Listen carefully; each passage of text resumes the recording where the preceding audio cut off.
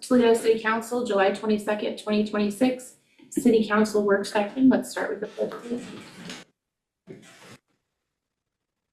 I pledge allegiance to the flag of the United States of America and to the republic for which it stands, one nation, under God, indivisible, with liberty and justice for all.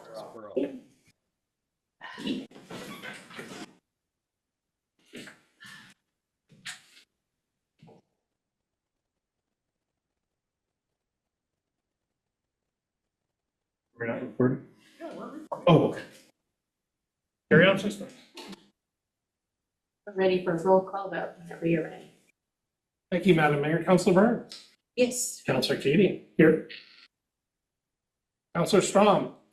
Here, present. Councilor Kaufman. Here. Councilor Riley. Here.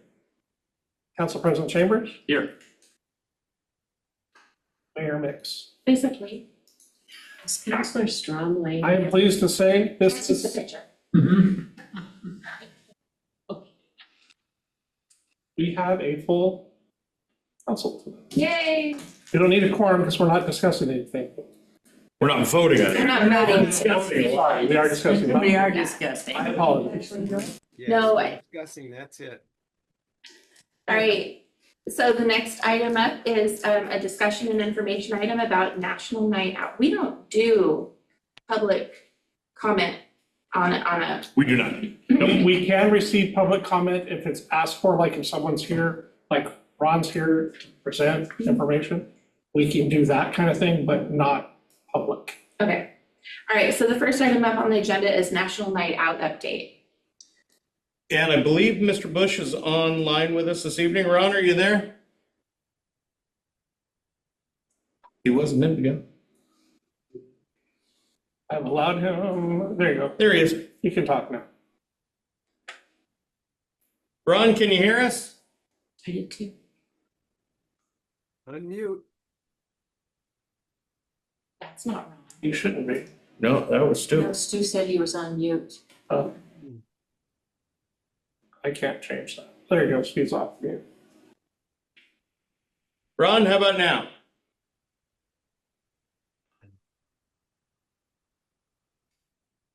Ask Kim, she'll show you. More people have trouble with that. I do sometimes. It's easier just to come here. Everybody else. You're grumpy? Okay. I hadn't noticed. You're delightful. I try to be. Should we vote on it? You could come back to him. Should we do that, Rick? Should we come back around or? I just texted him to see if he's hearing us. So I'll give him a minute if you don't mind, because the only concern I have is we get into the next topic and we're like 1 minute in and then Right? his audio kicks in. That's fair.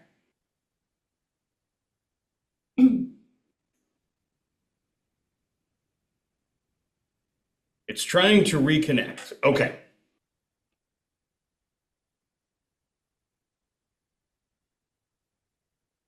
Probably need to just remove him from there and then he can be. My only concern if you boot him out, as I've heard before, that then people can't rejoin if we remove them. So I don't want to have that. I don't want to have that. It's good to know. Yeah.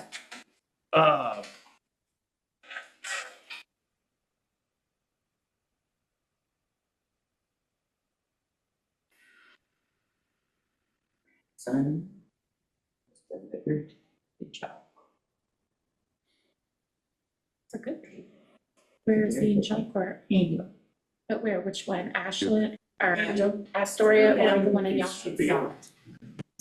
So, Madam Mayor, while he's trying to reconnect, if we move on to the next subject, would it be okay if we paused it and went to Ron if he gets connected? I don't have a problem with that. He's been his name's been up there the whole time. So the issue is the connectivity issue is on his end. So And where is he going to be part of item D as well? I'm not anticipating him to be around for that because this one is more a conversation about our code and what options that we have. So it's more of a policy Okay, discussion than a review of current cases. okay, Yeah. that's fine. All right. I have no problem moving on and then going back. Does anybody else have a problem with that? Is that going to create some confusion for you? Works for me. Works for me too. All right, so for now, we're gonna go ahead and move on to item B, the strategic reserve fund, and we will come back to item A as soon as Mr. Bush is available. So go ahead, Mr. Heater. Thank you, Madam Mayor. So this is a topic that in your URA meeting last week. Excuse me, not the URA. I'm conflating. In your special meeting a couple of weeks ago, Brenda Brown from the Historical Society came in, and during public comment, she was thanking the council for your support last year of her organization and the railroad, and mentioned that both organizations were planning to submit applications again this year for that same level of support. And that led to a very interesting conversation amongst the council of, do we want our strategic reserve fund to be something that organizations can come and ask directly for financial support for? Should that be something that would be handled by the contributions committee, with the council dedicating more funds to that committee and their process? If we continue to have the strategic reserve fund be something that organizations can come and ask council for funding for, that's something that we would need to have as an open application process similar to the URA, so that it's available to everybody and not organizations that simply, thought to come and ask the city for support or had heard, that that's an avenue. So we wanted to put this on for discussion this evening in terms of, does the council A, want to continue to have the strategic reserve fund be something that outside organizations can come and request funding for? If you want to continue to dedicate funds to that purpose, do you want to continue to have it be council led, or do you want to put that to the contributions committee? The downside to that avenue is that unless we change the process for the contributions committee, we currently only accept applications one time a year. So with kind of that lead in, I'd love to turn it over to the council for your discussion amongst yourselves. And I'm available obviously for questions and administrative side, but wanted to kind of hear from you what your thoughts are on this funding source. Okay. Well, I'm gonna lead off. I like the way we have it. I feel that if we make everybody go through the contributions committee doesn't really ever give anybody their entire ask. And it's because of limited funds within that, and just giving them more funds means they're gonna be trying to spread it across all of these agencies. And right now, we have, a couple of these agencies that are really relying on Toledo to help keep them, and they're integral to our community and our history and all of those things. They're important to the community. So in my mind, we keep doing what we're doing. It's not broken, why fix it?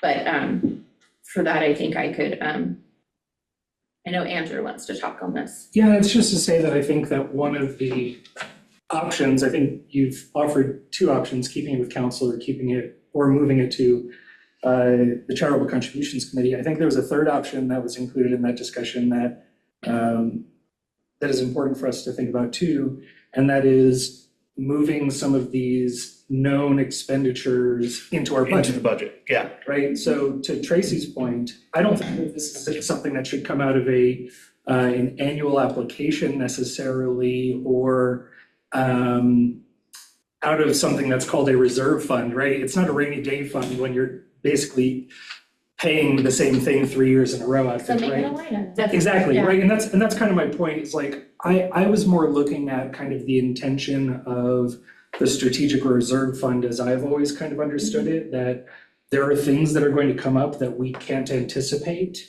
And the first time that that these organizations were in these dire straits and felt like they needed to come to us it was 10,000, I think, the first time in 2024. I think it's 12. I thought it was 10 and then we bumped it up to 12. I could be wrong. Was the homie house? No, Homie House was 20. yeah, and this was before the Broken homie house. into He's talking payments. back in Right. 2020. Okay. Yep. But I think I'd rather see if we as a council, if the city considers these organizations to be, integral to our community, we shouldn't put them into a situation where they have to come to us every year. Later on, we're going to be talking about how these same organizations just saw funding that they were told to expect get delayed without explanation. I don't want to be doing that to them. I don't want to put them into a situation where every year they have to come to us. If we think that they're essential, let's put them in at $10,000, $12,000. And then if they have some individual, like 1-year program that they're trying to do and they feel like coming to the contributions committee will help them do something beyond what they typically do, where they've got kind of a one-time thing that year, have them go to the contributions committee, or come to city council and say, hey, strategic reserve fund, we've got an increased need this year. Then I'd like to see them come to this, but I don't think they should have to come to us every year. And Not if we I know they're agree. doing it. And it feels like they're having to come on bended knee and beg for something that we should already honestly be providing. Really quick, council, I'm gonna ask, Ron, can you hear us? Yes, sir. There we go. We are connected. Council, if you don't mind, we'll go back to item A. Mr. Bush can give us an update and then we can come back to this topic. Sounds good. Very good. Ron, if you would, go ahead and give us an update on National Night Out, sir. Okay, National Night Out, of course, it's set for August the 4th. We do have a flyer that I got put together today. I'll drop some off at City Hall and I'll be posting them throughout town. It's going to be from 8 to 4 at Memorial Field. So far, I've got 24 different organizations lined up to be at National Night Out. It's a little bit more than last year. I think last year we had 22. You said 8 to 4. It's 4 to 8. 4 to 8. Yeah, 8 in the morning, till 4 in the afternoon. Be there early. I'm sorry. Yeah, 4 to 8. I'm going to open the field up about 1 o'clock. So people like GP and the fire department and public works can start setting up. Of course, we'll be cooking the hot dogs and hamburgers and chips and drinks. I've got Bigfoot on board to supply our beverages. Just a few of the people that will be coming: Homie House, Healthcare, First Student, ODF, TCB, the Railroad, Phoenix Wellness, GP, Rotary, Library, JC Market, and so on. I think everything's going good. We'll start setting up, like I said, at 1 o'clock in the afternoon. I've got Chief Pace has been kind enough to have Officer Wallace help me this year. So it'll be a lot easier to set up this year. We're good. Ron, anything you need from the city, either the council or the administration, that you haven't already checked on? Volunteers are always welcome. We really start setting up everything around 3 o'clock, and that's when we have to start putting out the tables and chairs. 1 year I had, the fire department had their, I can't even remember what they were called, the young people that were, learning to be fire people. They showed up and they helped out, but they haven't had that program in a while. So yeah, anytime I can get volunteers, I'll take them. If nothing else, to set up and break down. Do we need people to do like garbage duty? And I know we need people to man the Toledo city table.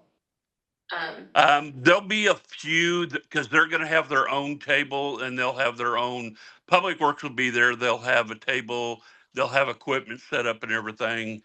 Okay, And there's always one or two because we have to get the spider boxes out and hook up the electric and everything. So they're always there to help. I've worked with Brian.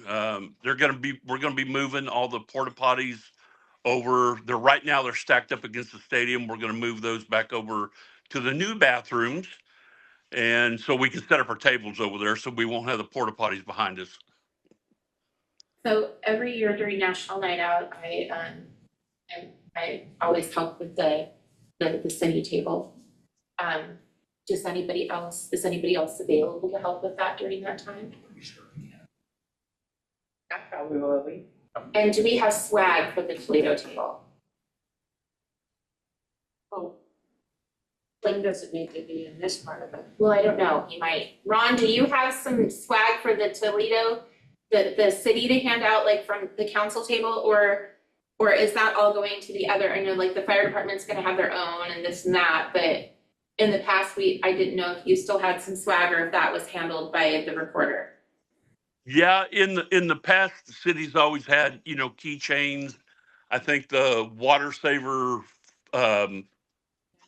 adapters, material really helps out. I ordered some swag of our own. I've got like pencils, crayons.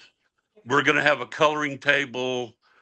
We'll have the Art Oyster Brew, the Rock Park mural there for the kids to sign on. So we'll have 3 tables set up. We'll have city council, police department, so on and so on, right up front. So if you guys are short on swag, we can share. And I know the city has, when I say pens, I mean both the ones you write with and the like lapel pins with the city's logo on them. We're out of those? Oh, you're killing me, Paul. But I know we've got pens. We might have some hats left. We might have some water bottles. We'll go through what swag we have at City Hall, but we definitely have some that we can make available as well. Great. So I guess to echo Rich, is there anything else that you need from us?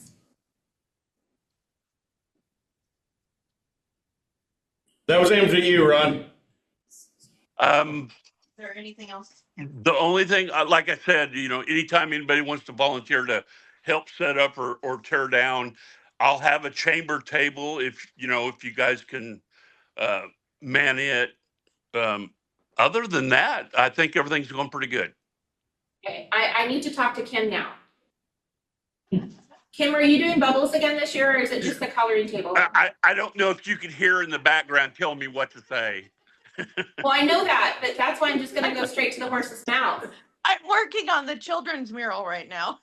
Okay, so are you planning on doing bubbles at the event again? Oh yeah, I'll bring bubbles for sure. Okay. Yeah.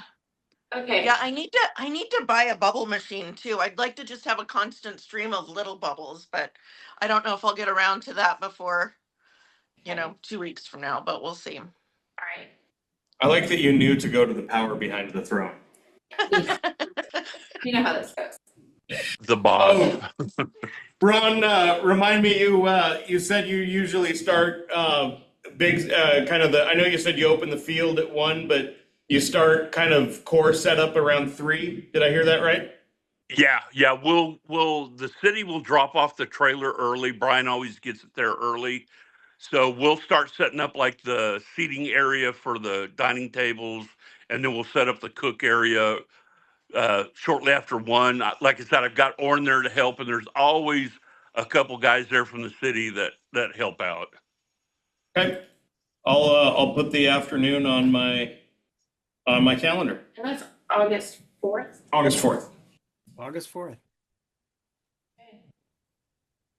So are you gonna be back from fishing by then? I should be if I get across the border. But the National Night Out, we've been doing it for years.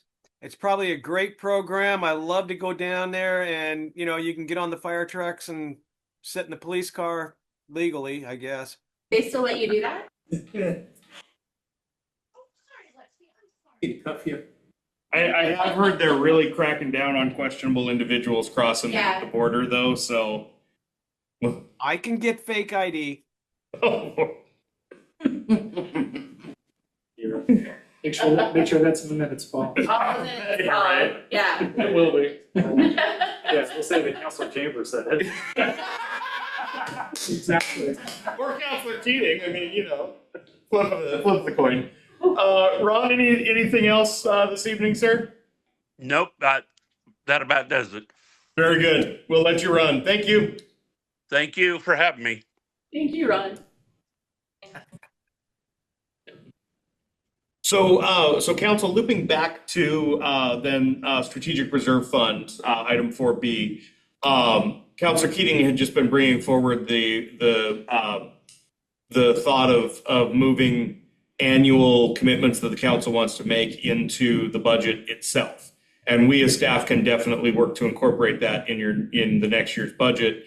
So we'll have that for a topic of conversation next spring as we go into the budget cycle.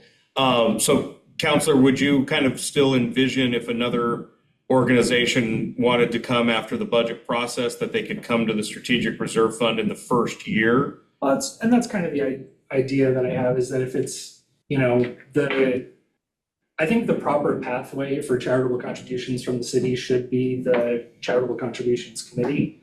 And I'd like to think that the strategic reserve fund is meant to be like that rainy day, unexpected costs type of fund, that there is an organization, maybe it's something like the Homey House, that is just getting started and we see that there's a great importance to what they're doing and we want to be a part of it. I don't want to push them to the next cycle of the Charitable Contributions Committee. But at the same time, I do think that, Tracy makes a good point of the Charitable Contributions Committee historically does not give the full ask to any organization, but I think that we as a council have some ability to provide some strategic direction to our committees as well, to kind of talk a little bit about where our priorities are as a city, just like we do with staff. We are at the end of the day also approving the expenditure at the recommendation of the Charitable Contributions Committee. So I think that if we were to, kind of say that we would like to see some projects funded fully, we'd like to see, some weight put into certain scoring, we could work as a city council with that Charitable Contributions Committee to figure out what the scoring process looks like. And create a more robust system that makes it possible for organizations to come in and ask for something significant. And maybe if the Charitable Contributions Committee comes to council and says, hey, you know what, we got an application, we don't have enough money to give out what we think we should. Mm-hmm. There's a pathway for us to add money from the Strategic Reserve Fund to the money that's being allocated at the recommendation of the Charitable Contributions Committee. Yeah. I think we can look at this more flexibly than perhaps the initially presented options suggest. Well, let me ask you this, and I'm kind of backing up just a hair, but what do you think about, okay, so we know that the Toledo History Museum and the railroad are going to come to us and ask for some money. Yep. And we usually provide each of them $12,000 a year. Yep. Are we going to make them come to us each quarter like they've been doing? Or should we say, hey, just ask for your $12,000 now, that's for the year, and then call it good? Or what's your thought on that? Because they're not in the budget now. I think that this year they come to us, we give them their $12,000, and we do so with the expectation that in next year's budget, they are a line item as operational funds that they're receiving from the city at that amount. How does everybody else feel about that? And then if they wanted to come to us with, say, a one-time project that they're doing that might need some extra city support, city sponsorship, something like that, they could do that either through the Charitable Contributions Committee every year or come to us when it's more of an emergent need that they have from the Strategic Reserve Fund. Jackie, what are your feelings on any of this? I'm still working. The committee's working on it. Okay, I need a minute. all right. I think that, I think as it relates to the two entities that we're discussing right now, I feel fairly resolved that that the work that they do is a core part of who we are as a community, and it's appropriate for the city to support that. I kind of, when I think about the budget and, you know, a line item or whatever that would look like, I kind of try to think about where that would fit, like what it would look like within our portfolio. And having some sort of relationship with the library makes a lot of sense to me. And like if there's even opportunities for joint programming, you know, if there's history and hops forums or something that are a partnership between the library and the history center. I mean, even like to me, it'd be the coolest thing ever if Harrison had a podcast and it featured, you know, like different elements of Toledo history and I would listen to that. pulled people. I think a lot of people in our community would listen to it. They have, I will- it's called the free bit. I was just going to tell you, I was just going to say, I will tell you, Harrison has a podcast. Yeah. And happy to get the information Yeah, I want to the council for that. That'd be cool. You But bet. I think even something that's very focused on, I mean, if there's History. a segment of Harrison's podcast that is this sort of regular touch point with History Center, like there are a lot of people in our community, I think, that would really love to be connected closely with that content. tell about something and say, and by the way, if you want more, go to the Toledo History Museum where you can see these, you know, artifacts and whatnot, and boom. Yeah. And I don't know, I mean, I try to think about it, when I was at the city of Gresham, we formed a relationship with a youth mentoring nonprofit that ended up being sort of a wholly owned nonprofit subsidiary. It was housed at City Hall. We supported them with office space and technology and all the other things that you could need, but they also had volunteers and raised funds. And so I don't know that, like, I think they might not even want to become like part of a city department because it could interfere with their ability to get grants and things like that. But really trying to build that relationship out, I think could be really beneficial. And then even a step further than that, I think about trying to help them avoid costs. I don't know what they're paying in rent up here, but we do have urban renewal. We've got some vacant storefronts out there, you know, and it's interesting to think about, you know, what a city-owned building that they could operate in would look like. Maybe that building, I don't know, but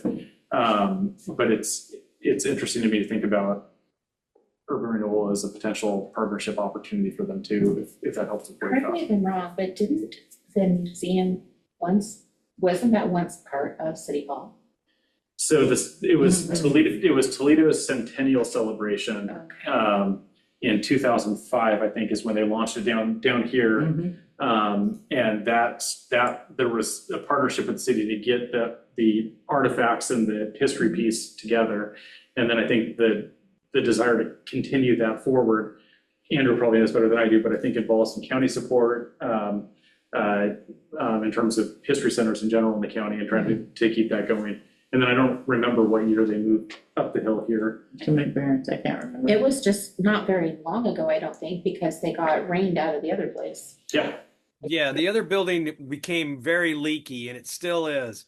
But that's why they moved up the street. But also the rent increased up there. So if there's a way to negotiate with the person that owns the building that they're renting right now, I think that would be very good.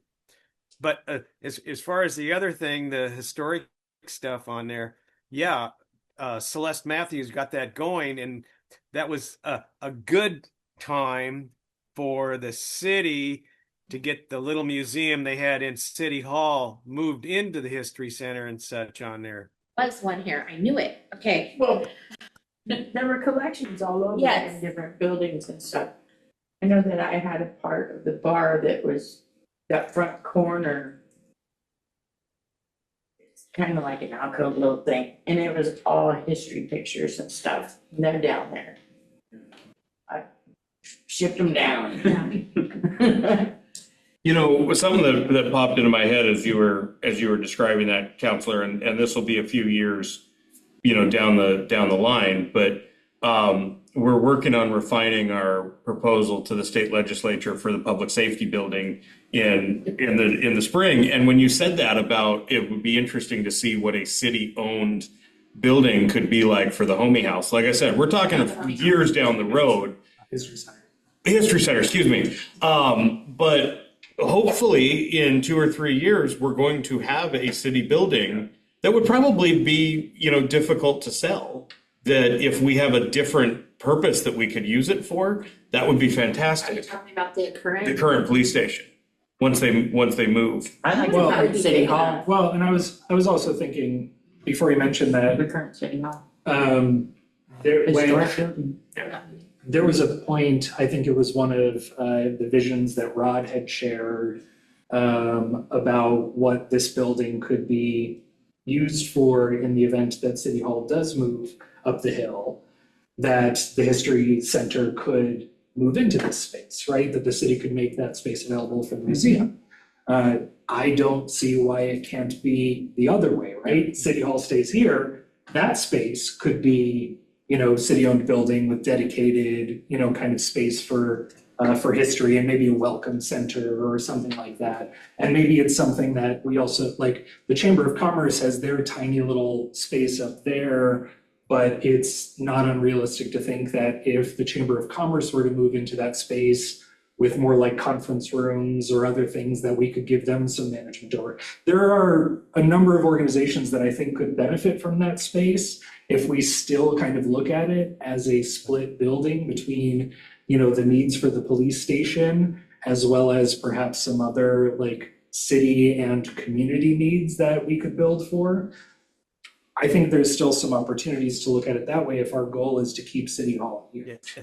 It'd be some interesting, Mayor, it'd be some, I do believe it's years down the road, and as far as the people that are doing these strategic funds, applying for them and such, I think that we've got a few of them, and if they just came and did an annual report or whatever, that we could keep them in that strategic fund and help them out.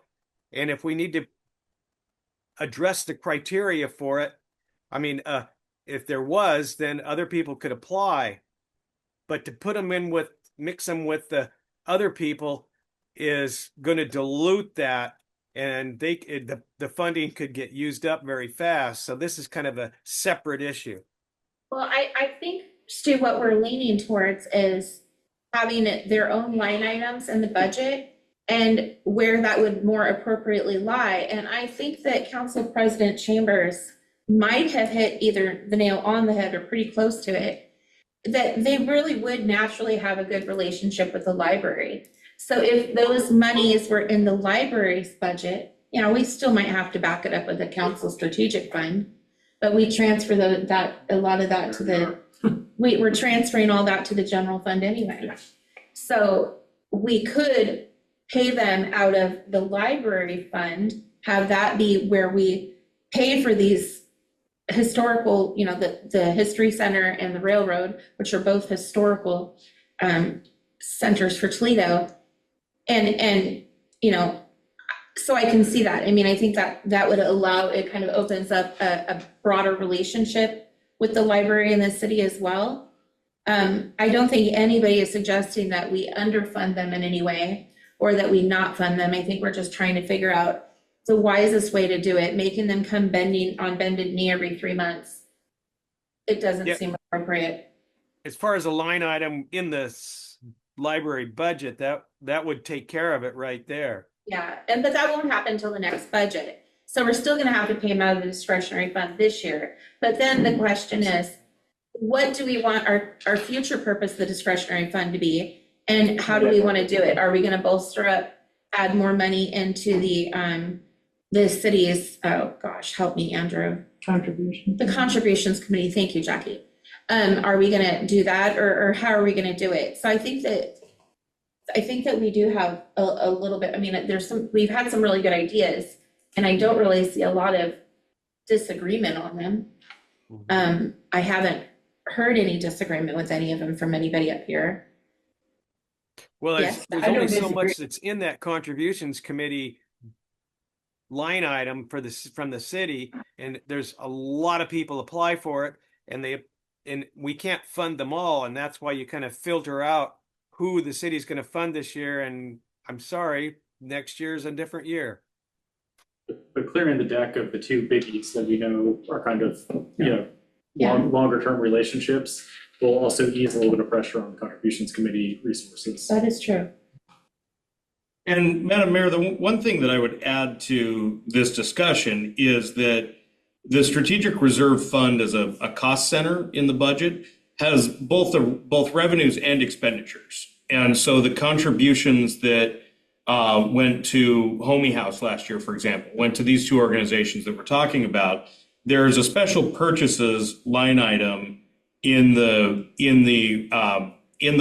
cost center already that those come out of. So if council wanted to make a point in the budget that these are specific to these organizations, or in general be a community organization support, we can add a line item directly to whether it's the contributions committee, whether it's the library, it could be the administration cost center. Really, at the end of the day, as you all know, as counselors and budget committee members, the goal of the budget is that revenues minus expenditures equals zero.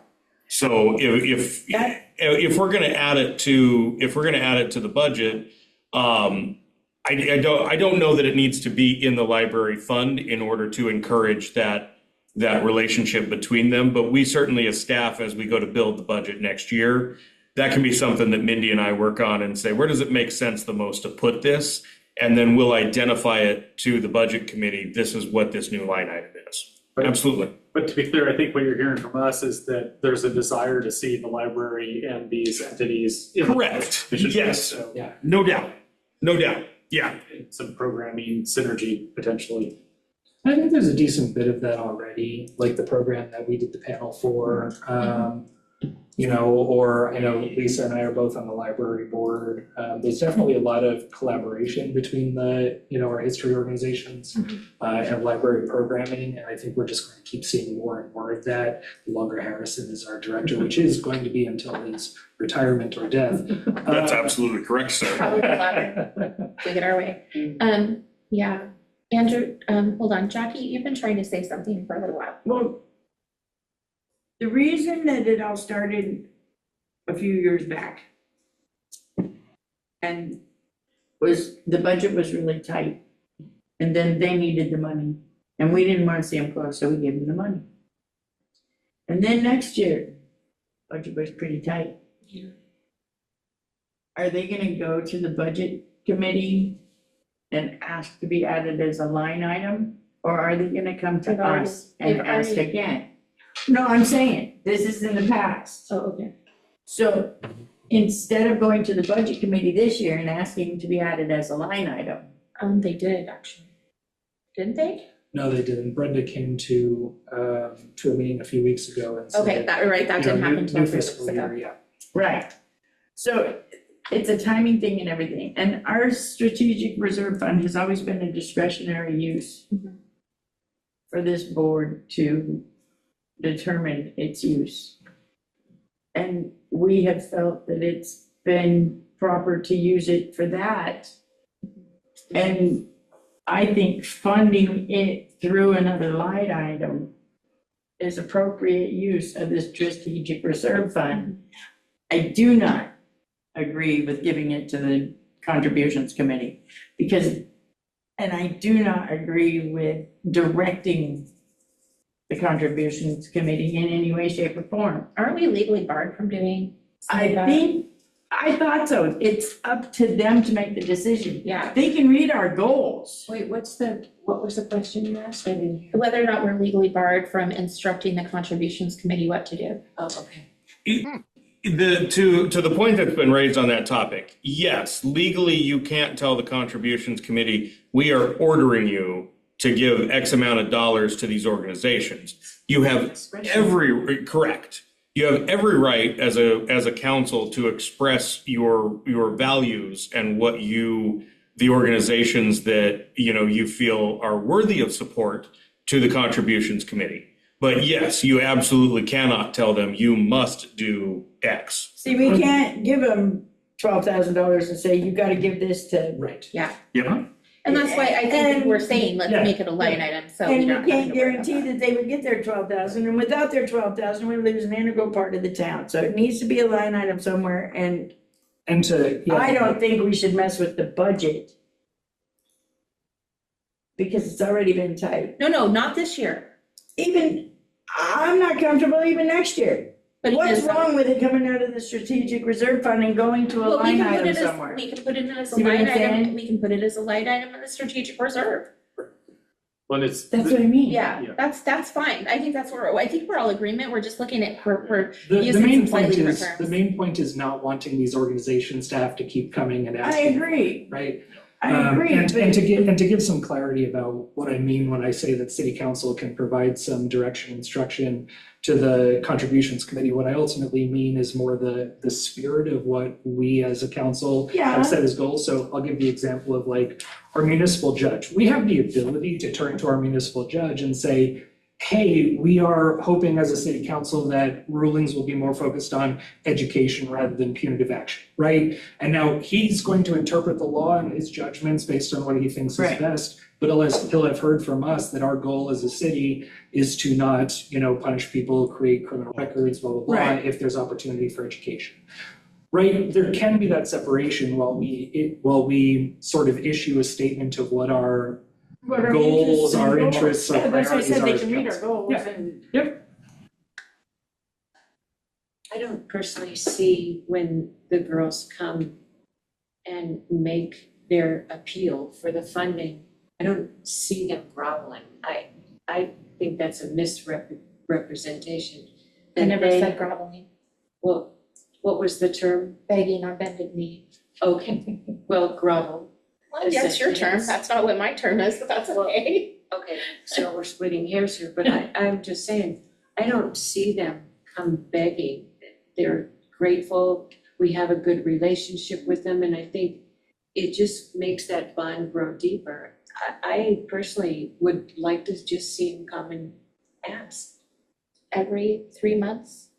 You want them to come every Maybe 3 twice a year, I mean, I don't think it has to be like every 3 months, but I mean, I think it's great we can say, hey, we're gonna give this money to you up front, but we would still like you to come to us every 3 months. Give us an update on what's going on. exactly. So that feels to me more of a, we're supporting you, just come give us some updates, we'd love to hear from you, rather than you gotta come here, we're not giving you your money. Well, but they have in the Agreed. past, I remember, getting updates from them, and I thought that was part of what the ask was. Mm-hmm. Here's a report on what we're doing and how it's going. It was part of the ask. So in the current agreement, they are required to come and give that update, and their next $3,000 is contingent upon that, as opposed to here's a check at the start of the budget year for $12,000, and then each quarter, you just come and give us an update. So there is a bit of a difference in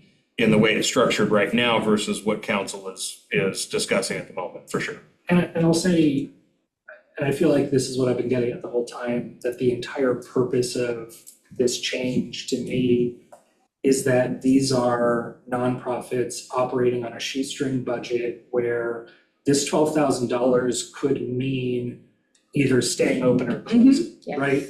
And so I don't want them to not know with certainty that that money can be factored into their operating budget.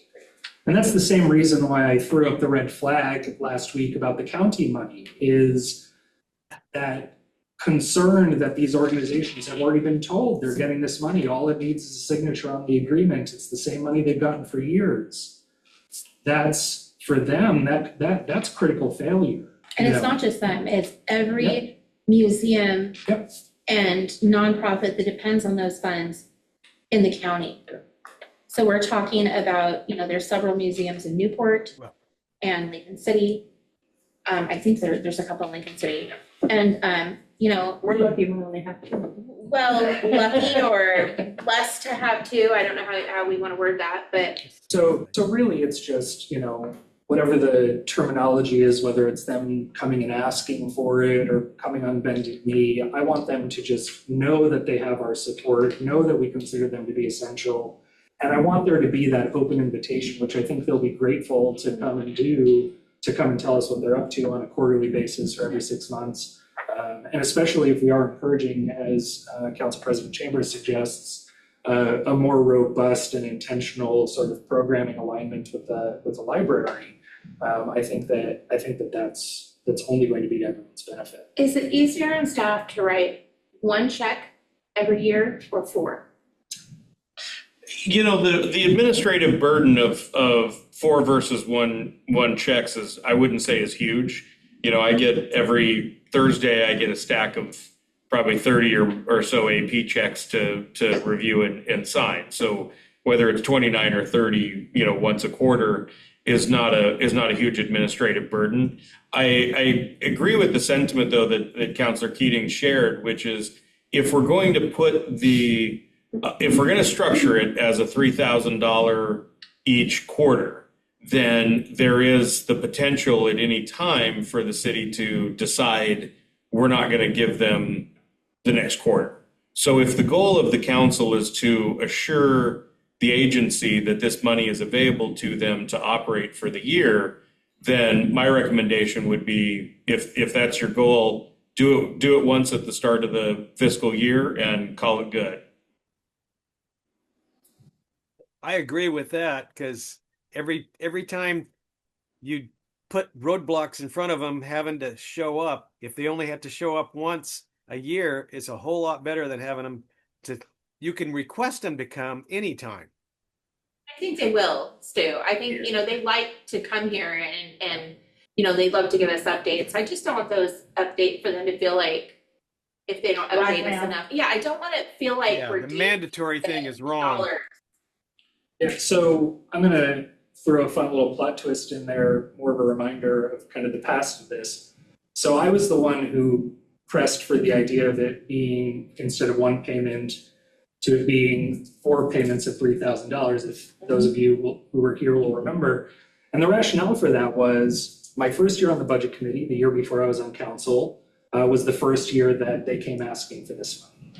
The second year it happened, I was concerned about the sustainability of these funds on behalf of the city. And I was trying to do this, and you'll remember from the conversation when Brenda was here that part of my purpose was to incentivize the organizations to not see this as necessarily permanent, expected every year funds, because I wanted to see them pursue other grant opportunities. Go to OCF, go to Ford Family Foundation, go to whomever to try to find some other funds, in the same way that when Homey House came asking for a pretty significant contribution from the city, I was hesitant to give them the full $20,000 until they showed that they were pursuing funding from other sources as well. So show us matching funds and we'll give you that second $10,000 check. Now I think we've reached... Sorry? That was a one-time thing for that Homey House. Yep, for a pretty sizable amount of money too. And I think it was kind of that same sort of intention of show me the sustainability, right? Now what we see is this funding is not getting better. We've seen them try to get funding. They're having a hard time being able to pull together the necessary funding to stay operational without support from the city. And so now we need to pony up, right? I look at this and say, you've shown me that you've put in the work. You've shown me that this money is essential to your operations. We value you. We're not going to make you come back and do this every quarter, or even every year to some extent. If we as a city want these organizations to thrive, I think a part of that is about making sure that they at least know that we've invested in them. Go ahead, Councillor. Okay, budgetarily, those two organizations you're talking about need to know that money is going to be there so that they can maintain their History Center and the Railroad Center. If somebody else wanted to be into those line items like that, they would have to come to the council and say, hey, you've got 2 of these. We're the underprivileged dog's house and we want to be on there too. Well, you can say, no, we don't do that. It's got to be something relevant to Toledo, and we could develop some criteria for it. Yeah, I certainly see us tackling that if it comes to it. I think everybody appears in agreement, or at least that's the consensus that I'm hearing, that we give them their $12,000 and we just ask them to come give us updates and, reassure them that the city is is behind them, and we're going to do what we have to do, and including, making them a line item in the future. And then also still encourage them to get continued support, because costs only keep going up. Mhm. So And it's also- not like if we give them the money that they're still not gonna have any struggles, they certainly are. Their comments in the past have been that it's really hard to find grants for operational costs. Mhm. Damn near impossible. Yeah. And I got That's some thoughts what on we that cover. for the later for the later agenda items. Okay. But that's what we try and help cover, so that they have time to apply for all these grants, because they do. So for this year, the way the budget is structured, I've asked each organization to fill out the strategic reserve fund application form, because that's where the funds are living in this year's budget. We as staff will take the, I won't say direction because it wasn't a vote, but take your consensus into next year's budget process and look for an appropriate place to make these contributions a line item. And then, if in this budget year or the next budget year, another organization steps forward with a need that council wants to help support, and then going into the next budget year, if you then, want to give staff direction to say, we want to make this a line item, we can continue to address that as those opportunities and needs arise.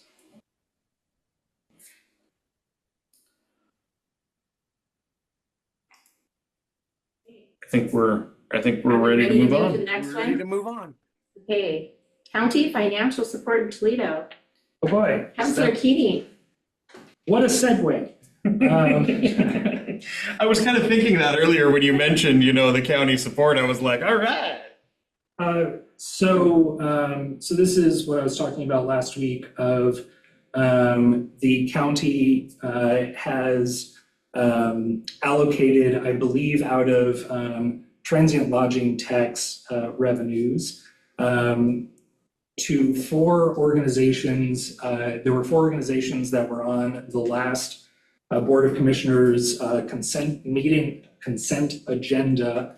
The North Lincoln County, this Lincoln City, Historic History Museum, the Lincoln County Historical Society, which encompasses the 2 museums that we were just discussing. So the county money they receive comes out from the membership to the County Historic Society that had contract number 2 of 4. The Toledo Chamber of Commerce to the tune of $30,000, and the Yachats Chamber of Commerce. So those 4 were on the consent agenda to be approved by the Board of Commissioners for payment, for signature and payment.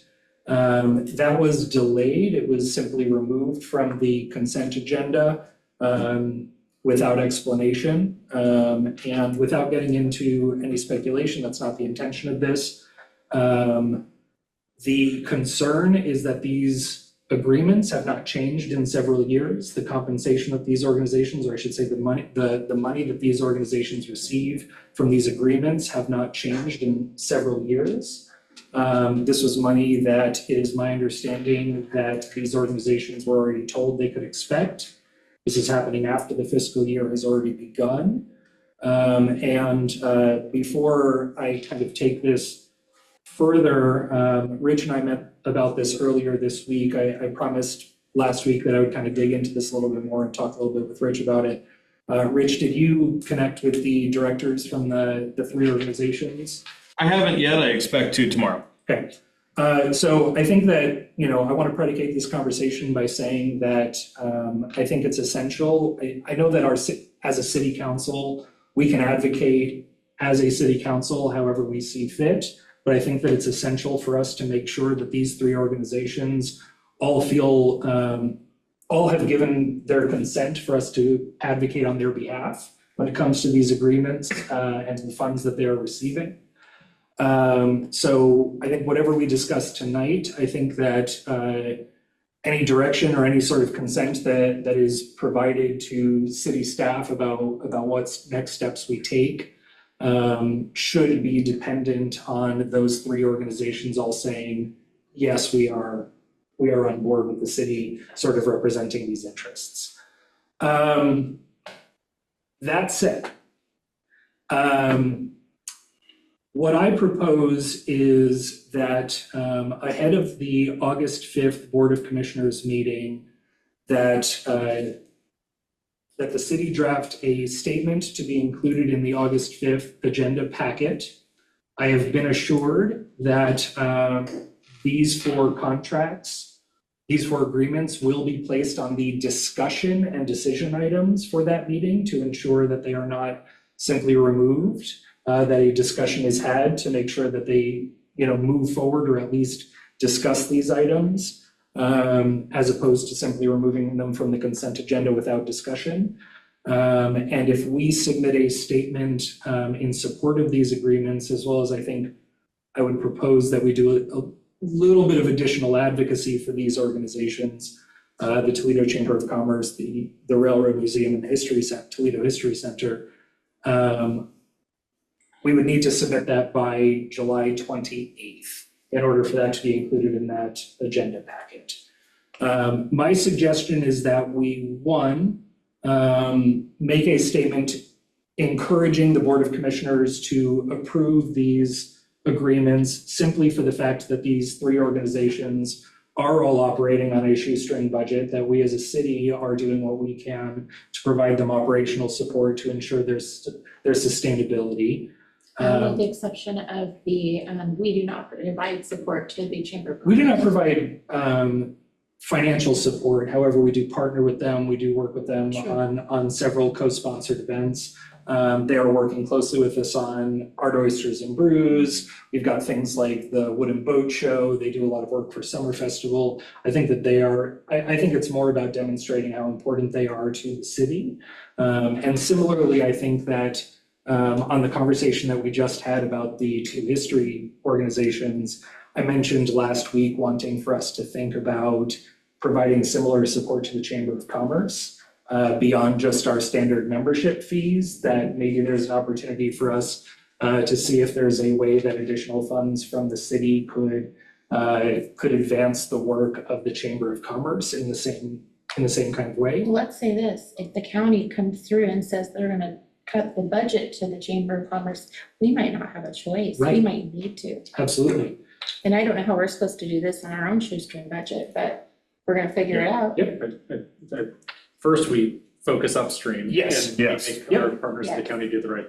So I think that for the sake of the agreements that these 3 organizations are already dependent on for this fiscal year, that we advocate for them not to disrupt these organizations that are very much needing these funds. And then 2, I think that this statement could also include advocacy for future use of TLT money now that the allocations in terms of how they can spend that money will change. So I've been told that the county is going to wait until after the summer to make any decisions about how they are going to change their spending of TLT money as the state starts to give them a larger cut of what is collected. So essentially, one of the major changes with the legislation this past session around TLT money is that the city or county that collects transient lodging tax, meaning somebody comes and stays in a hotel in Newport, Newport gets to keep a larger percentage of that money than previously.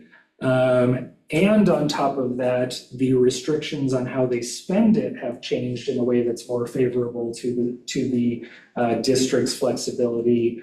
Whereas a certain amount of money needed to be spent on tourism marketing activities, which is why we saw our museums and our Chamber of Commerce seeing the funds that they've received.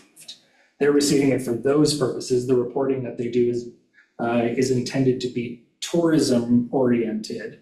Now these districts are able to spend more money on operation or on infrastructure, they can spend it on marketing and tourism and promotion and stuff like that, but now they don't have to spend as much on promoting tourism. So I think that what I'd like to see us do, my proposal is that this statement not just say, hey, do this now because these organizations depend on this money, but I'd also like to encourage the Board of Commissioners to factor the very different environment that Toledo has for promoting tourism, but not having TLT money collected in Toledo. We only have 4 short-term rental units in our entire city. Like a boat. Right. So we don't have that as a lever available to us in the way that the county does. And some of the other cities that are supported by the county through this TLT money, like Yachats, I mentioned the Yachats Chamber of Commerce receives a pretty decent, agreement that was one of the 4 that was delayed last week. Yachats has hotels. We don't, right? We don't have the same type of collection that we can make adjustments to our TLT revenues or related expenditures.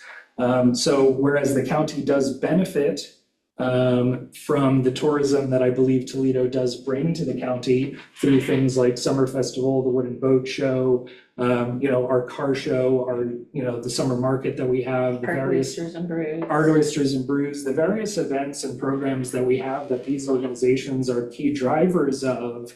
We don't have direct TLT money within our city that is going toward making sure that those organizations exist to do that work. So I think that this is also an opportunity for us to advocate that the county continue to recognize that these organizations are of value and that this funding not be changed for the lesser in the future, but rather we would encourage that a greater investment would give them more ability to drive tourism toward Toledo. And also, quite frankly, if they haven't changed the amount of money that these organizations have been getting for years, they're paying them less. Cost of doing business has gone up significantly over the last couple of years. $30,000 doesn't go as far as it used to. They're getting less money than they were 3 years ago, when you really think about that. So anyway, that's my pitch. I'll leave it at that. This is me being in favor of this pitch. I am too. And I'm very happy to, with council being okay with it, very happy to work with city staff to craft that, message.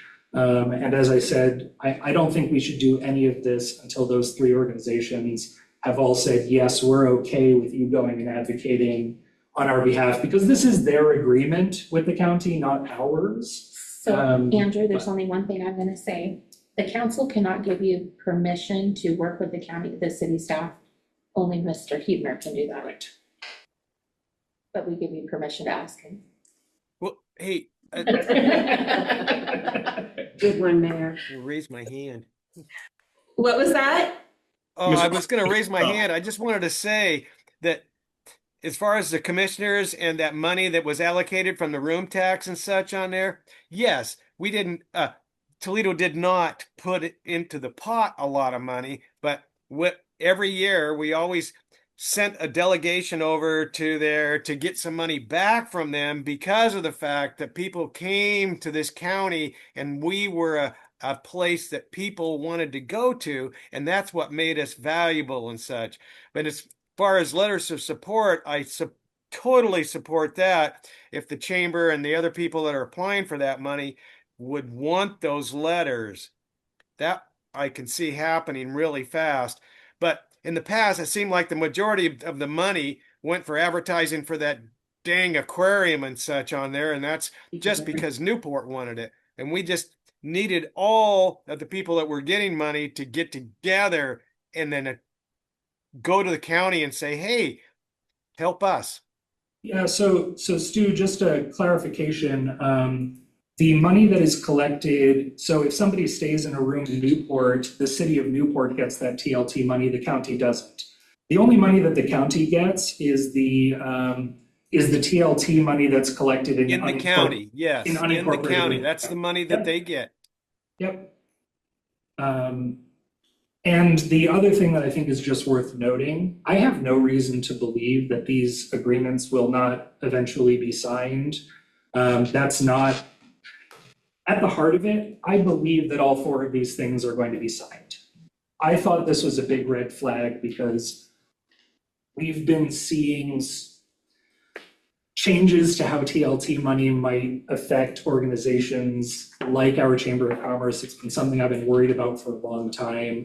Maybe this is just me being an alarmist, but I've been really worried about, when I hear from one of our museums, when Lisa tells me that her compensation is tied to the amount of money that they get from the county, when I hear from the chamber that the director's compensation is tied to how much money they get from the county.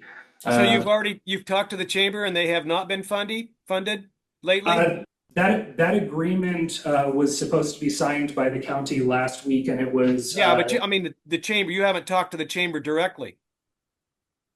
About what? About the funding. They haven't received it because haven't talked to Amber Brown about it, or Amber, whatever.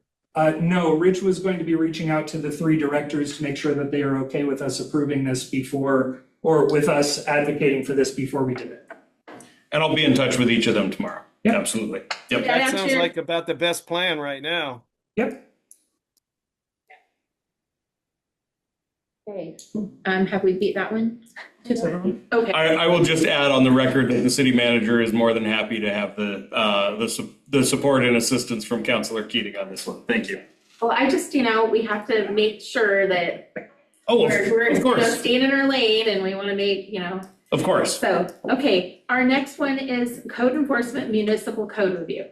Thank you, Madam Mayor, and perfect timing. I put the topics this evening in a specific order because our wonderful city attorney had another commitment at 6 p.m. this evening, and she told me I should be there by 7. And if you heard the bing bong a second ago, she was here exactly at 7. Thank you, Savani. And so I put this one in its place in the agenda with the hope that she would be here to contribute to this conversation, because it's something that she and I have been working on. So as I mentioned a moment ago, the focus of the discussion this evening is not necessarily to go case by case over our active cases, but more on how are we handling those cases in terms of trying to reach a performance by the property owner. And some of those cases that, whether they're active or maybe a future case that doesn't see a progression toward compliance and performance.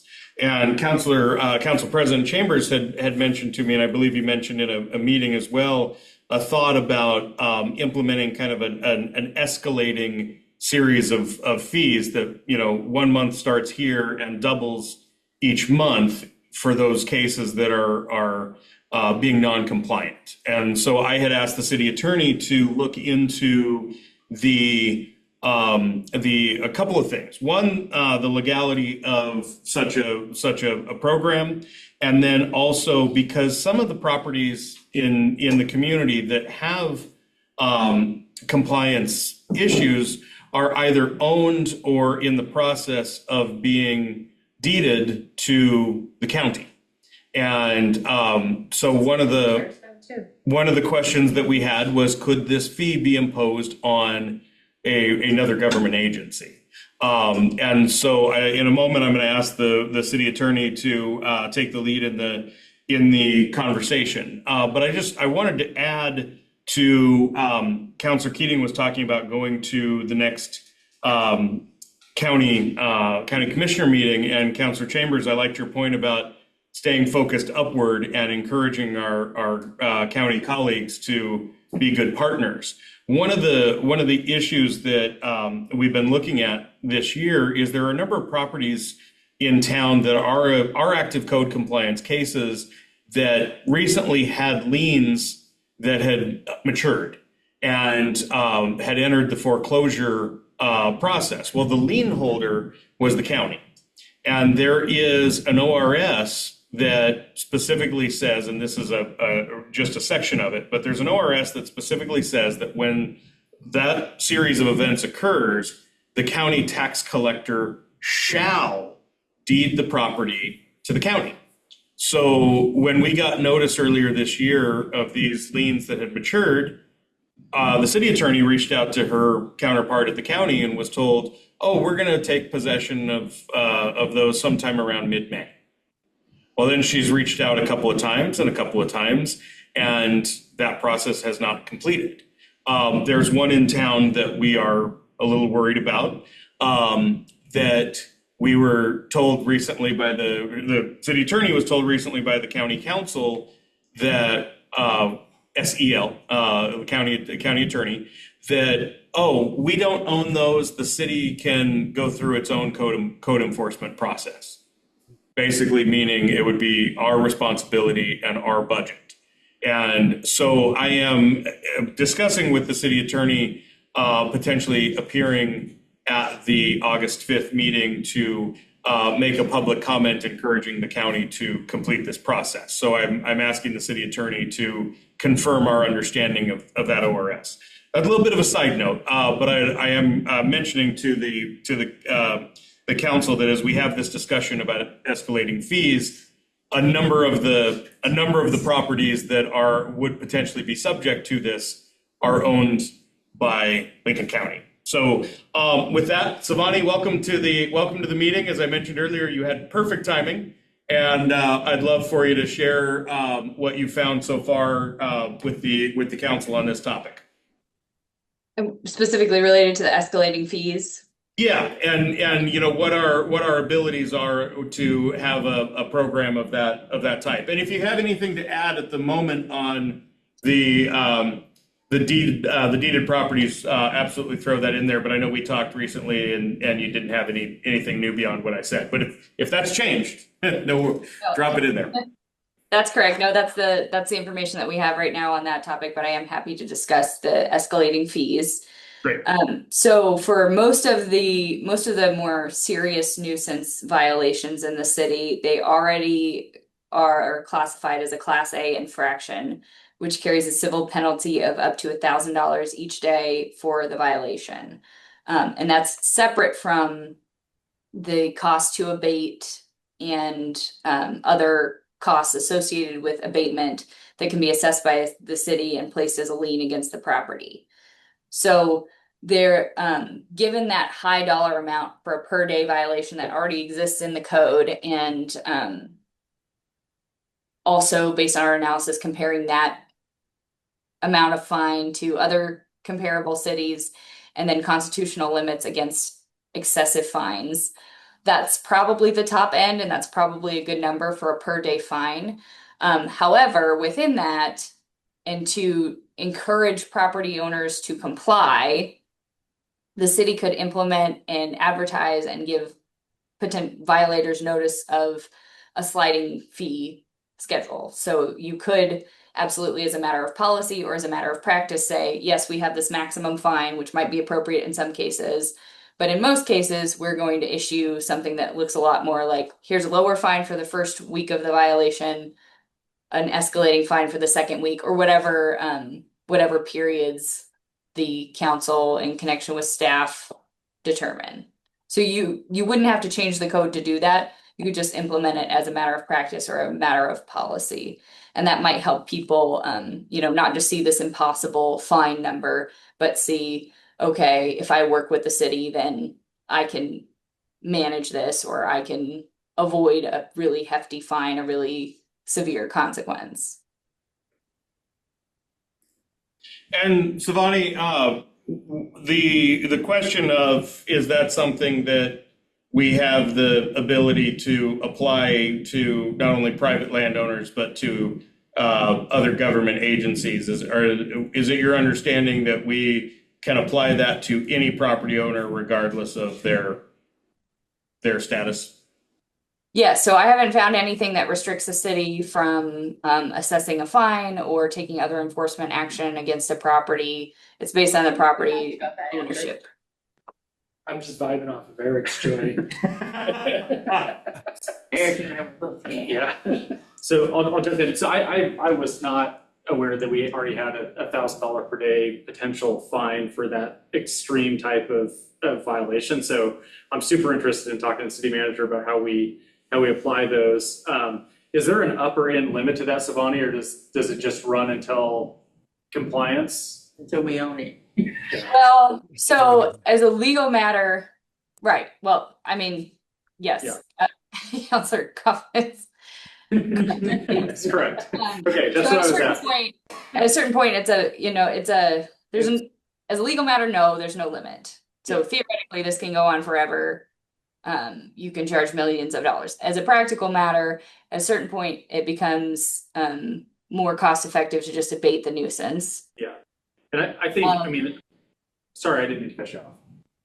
Well, and the other practical piece is that is a court going to uphold $1 million citation against a property that's worth $200,000? No. No. Yeah. But Yeah. so there are those practical limitations, but in theory, yes, this can run, it's a per day violation and it can run per day.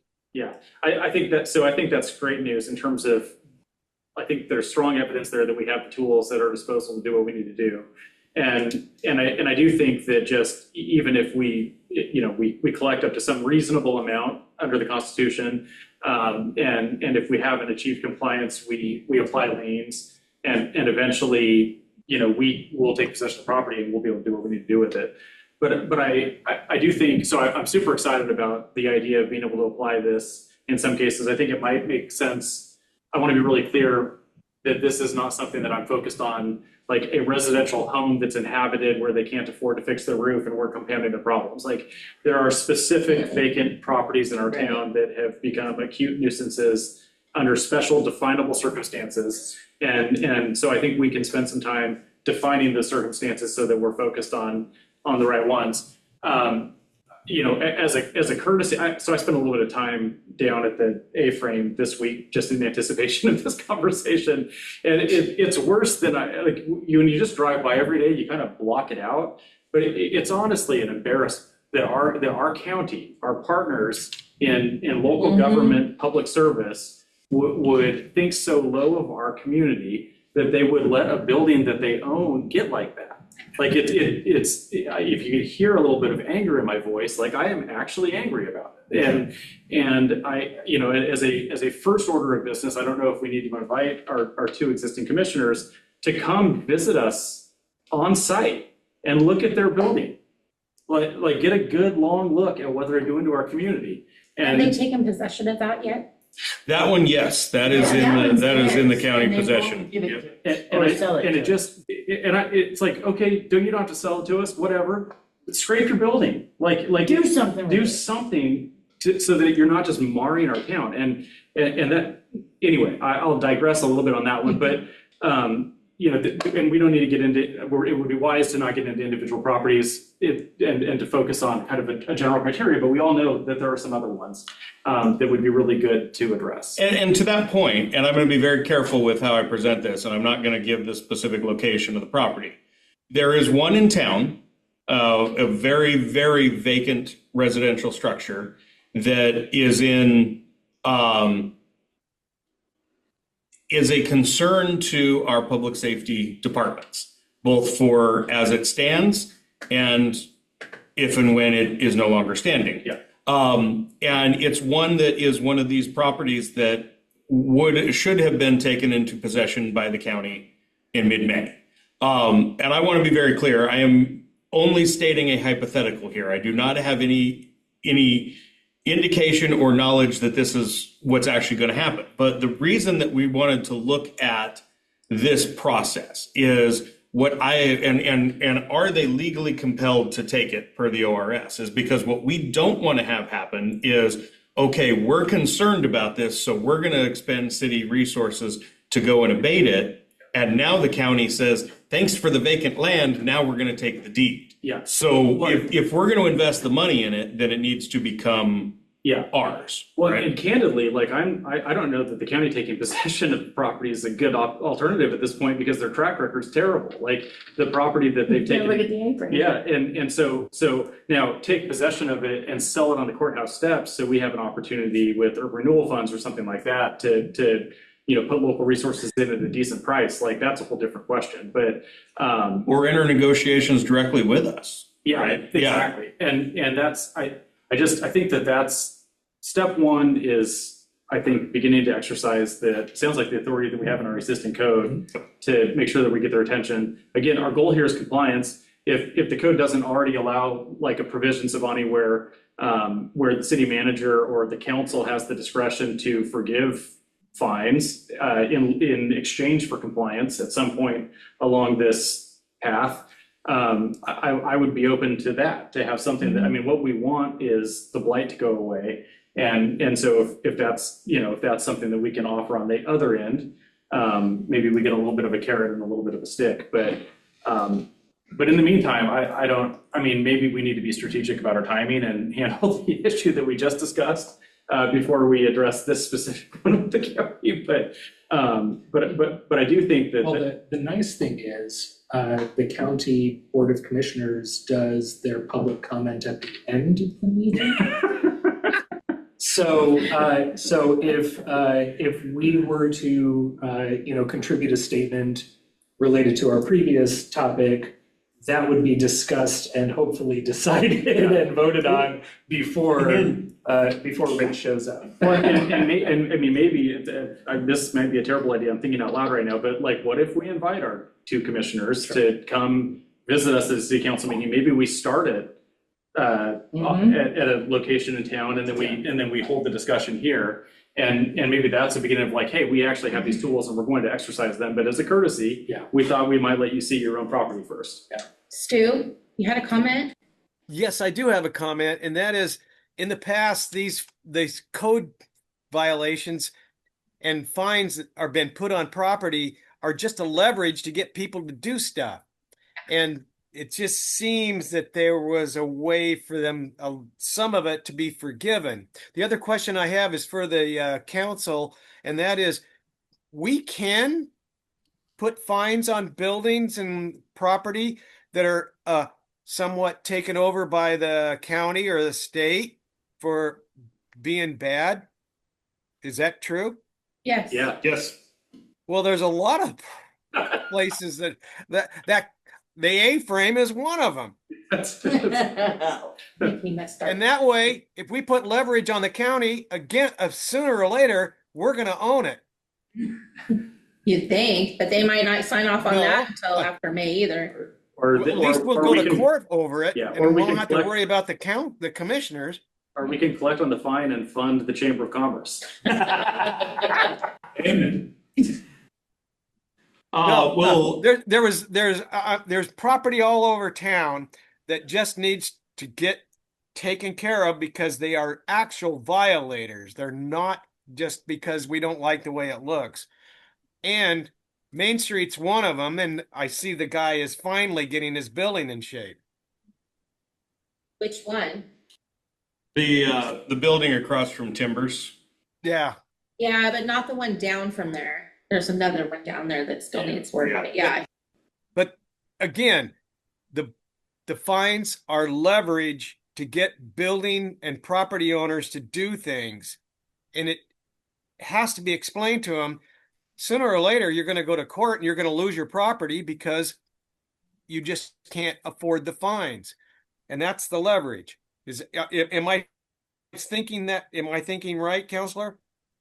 Yeah, that's exactly, I think we're all coming from the same page, Counselor. Okay. Still want fines on our vacant business property. Well, we need to talk about that too.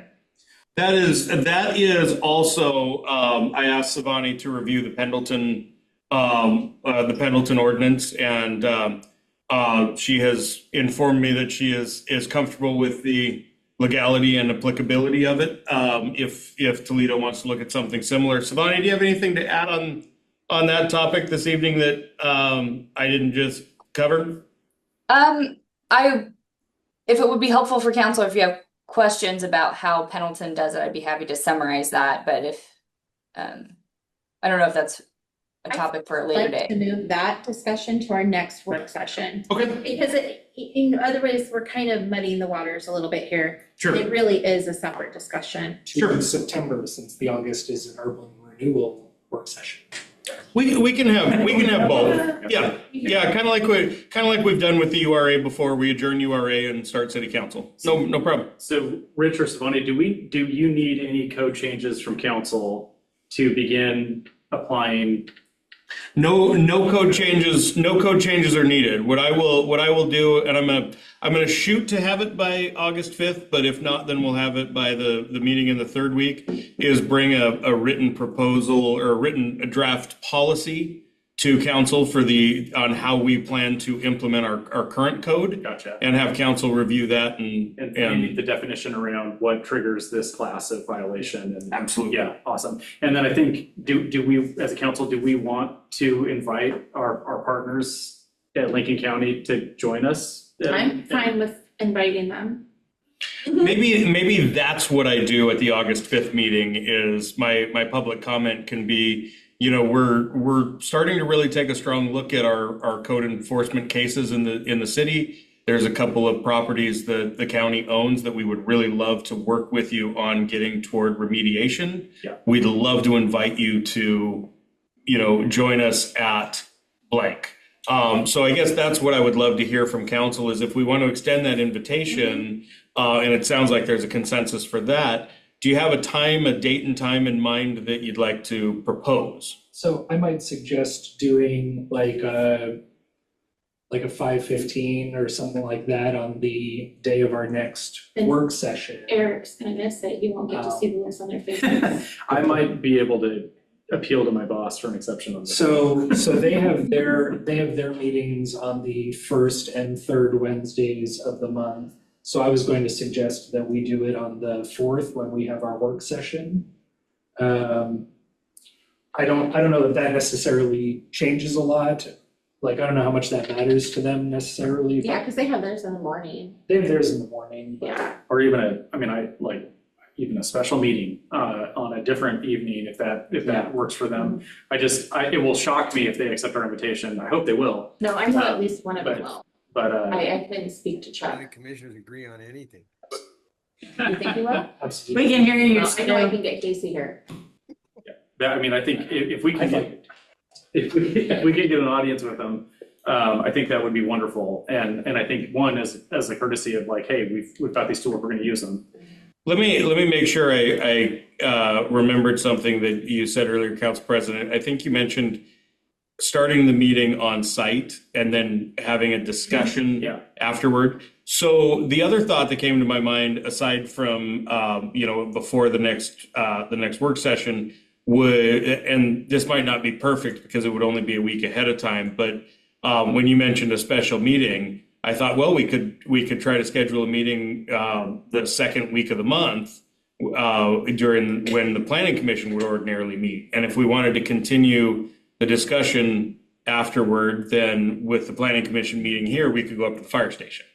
And then, that could be scheduled for 6 p.m. We can meet them at the History Center.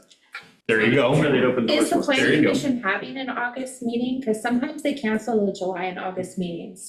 I know that July was canceled. Arlene's out this week. I'll check with her on Monday on if they're planning to meet in That August. might not be a conflict. That might not be a conflict. There you go. Okay, Very good. Thank you. all right. So let's move on, domestic violence vigil. Thank you, Savani. Do you want to start with this one, Rich? or do Sure. you need to? Sure.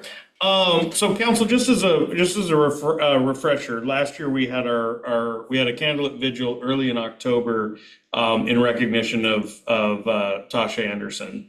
And that was just immensely well attended, well received in the community. Former councilor Sylvia then proposed that we hold a second vigil later in the month for all victims of and survivors of domestic violence. That event was not as largely attended, but had a good turnout, some wonderful speakers as part of the program. Former councilor Sylvia wanted to make that event an annual event. And before his departure from the council, he had been in contact with Tasha's children about not only being in attendance at the event, but about their comfort with us naming the event in her honor. which they were very, very supportive of. So we went forward with the idea of hosting a vigil this year. As you'll recall, we had the idea of having an art contest for the local high school to design what the look, the logo, or how the visual presentation of this event would come together. Unfortunately, we didn't have any submissions for that, and it may simply have been that we were doing it at the end of the school year. But we wanted to bring this back for discussion amongst the current counselors of, is this type of event something that council still sees as a priority? We have identified the evening of October 3rd. Earlier in the month, more around the time of last year's first vigil, it was a little chilly at the end of October. So we're looking earlier in the month, but October being Domestic Violence Awareness Month still seemed like the proper time of the year if we were to go forward. We have all the candles and other things collected from last year's event. So I just wanted to, as I mentioned, bring it back for council discussion this evening and make sure before we get too far down the road that this is still a priority for council. My first feeling was, since it was so poorly attended last year, was I'm wondering if this is something we should still be doing. But Give it one more try. I'm wondering if we should give it one more year. Maybe, and then if it's that poorly attended, then we just don't do it anymore. I think last year was also so close to, we had two very close to each other. I don't think it feels weird to say hopefully there isn't a competing event. Thank you. Yeah. I don't know Can how I the say rest. something? Go ahead. Okay, as far as the domestic violence and such on there, it just seems like what we've done is there was a kind of a mayor's proclamation at one of the meetings and such, and then if there was going to be another vigil or something, that would be announced at that time. But as far as making it an annual event, I'm not really in favor of it. What's the cost of this event? The cost was very minimal. As I mentioned, we have a lot of the supplies from last year. The port is very gracious in not just this event, but in any event that we want to do it at Waterfront Park. They very graciously don't charge us a reservation fee. So last year the fire department brought the sound system that we used. So a very minimal cost to the city financially. There is obviously staff time in making logistical arrangements, helping with setup. Deputy Chief Robeson was at the event last year to man the sound system. So there's some time commitment, but not a huge financial one. I have a question. Counselor? It just got sucked into the abyss. I'll be back in a minute. I can relate. Yeah. Oh, I know what I was gonna say. Is there any way we could put out something maybe on social media? Do you have an interest? Kind of feel our citizens out and see what they think about it? Cause I'm kind of leaning towards your take on it too, Jack. Yeah. It certainly couldn't hurt to see if because I think that's one of the things about this particular topic is, it may not be one that somebody wants to be open that they're have either been a victim or a survivor. So certainly it's obviously open to allies and supporters as well, but it may be a topic that people aren't open with, and that may have been the difference between the general versus the one for Tasha is that was one that with a very central focus. So it certainly couldn't hurt to kind of try to get feedback from the community. The one for Tasha was very personal. It was Right. an opportunity for people to come together and grieve. Yeah. The other one is recognizing it, and domestic violence is one of those things that's still very taboo. Yeah. In many cases, people don't want to admit that it happened to them because they feel like a fool or something. And I do. That can be, go ahead, I'm sorry. Rick. I didn't mean to interrupt you, Madam Mayor. I agree with you on that it is still a taboo topic. I think it is still important to wherever and whenever possible to try to break down the walls on the taboo-ness of a topic like this, so that people know that it is something that is escapable. Whether that's the city's role or not is kind of the question. But I do see the importance of publicizing safe space and safe outlet for those that are in that situation. Maybe what we do is we have it this year, and then we go ahead and see how well attended it is and how well received it is. Mr. Johnson. I was just wondering, would it be worth it to reach out to some of the local organizations and try to partner with them? Definitely, And we again, did that last year a little bit with, is it My Sister's Place? Is that- Yeah. Yeah. My Sister's Place, Thank you. Yeah. Our District Attorney Wallace came as well. One of the comments that I want to make on it is, this isn't, to me, a question of how well attended it is or was. exactly. This is more, I don't know how many people appreciate the blue pinwheels that go up in front of City Hall in April, which are meant to demonstrate the city's focus on child abuse prevention. It's an awareness thing. It's about, I think a lot about District Attorney Wallace's comments last year, which were very focused on when a domestic violence case is brought to a Lincoln County jury, they convict. If you are in trouble, if you know someone who's in trouble, know that you're safe in Lincoln County, know that you're safe to go to the authorities, know that the resources are there. I think that an event like this is also a place for our law enforcement, for organizations like My Sister's Place to provide resources to either help yourself or help family or help friends who are experiencing domestic violence. I don't care if one person comes or 1,000 people come.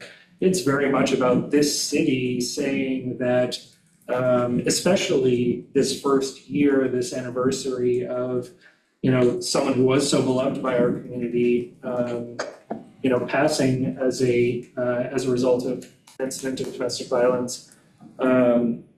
This isn't a question to me. This is something that we just do because it's part of who we are and our values.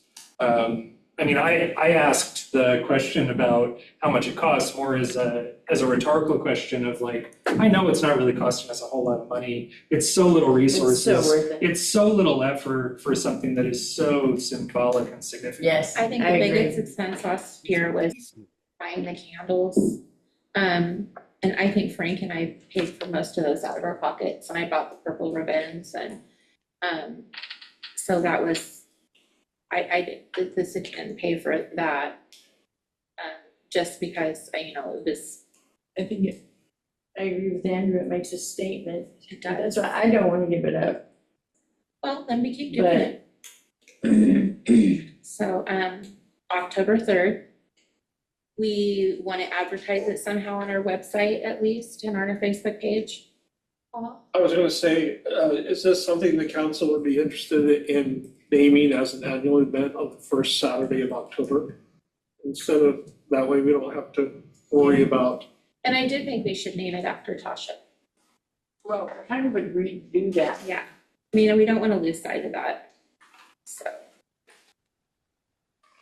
Who's that guy? Let anybody in here. Locked door. Yeah. The darn open public meetings law, I tell you. Welcome. So is there anything else we want to do on this? I know we want to reach out to the DA's office. I will do that. And my sister's place. My sister's All place. I don't those. even know how to get hold of my sister's place, but I know I've got Central de Ayuda, and I thought that was my sister's place. The new name to it was down the street from my office, so I'll pop in there too. And they changed their name. I think so, but I'm not 100%. So yeah, DA, maybe the sheriff's office. Chief Pace might have some resources too. Yes. Oh, good point, Paul. And I'm just trying to think of other speakers that we might want to have on. But we can talk about this a little bit more too in the future. I'll give an update maybe in a month about where we are and how we are as far as organizing and what we're doing. Well, it might be interesting just as a lead up to it, to ask the police department to pull together some data or statistics about domestic violence in our community. To Councilor Keating's point about just raising awareness. Yeah. How many domestic violence calls are there? How many domestic violence arrests are there? How many domestic violence convictions have we had? And kind of in the lead up on social media to the event, maybe even putting some of that information out there. Because that shows how it directly influences our community. Yeah. That's one of the questions. When you interview a patient, what we used to do on the phone, I don't know what they do now, in preparation for surgery, you go over their history and all of that, and then you ask them, are you in a situation where you feel threatened or harmed or in danger? And we've had patients come in, and I remembered who I talked to, and we pulled them aside, and sometimes removed them for their benefit. Mm-hmm. My husband always wants to know who's going to help him when we have those conversations. But Well, I always wanted to stay with the patient and not know who the perpetrator was. Yeah. Because I run into that in pediatrics, and I told them I would not be responsible. Yeah, I understand that. Well, we will, having planned, last year's with a lot of support. Staff will take the consensus this evening, and we'll coordinate the event for this year, and we'll kind of see how this year goes. Okay. So it'll be at the park then, you think? Yeah.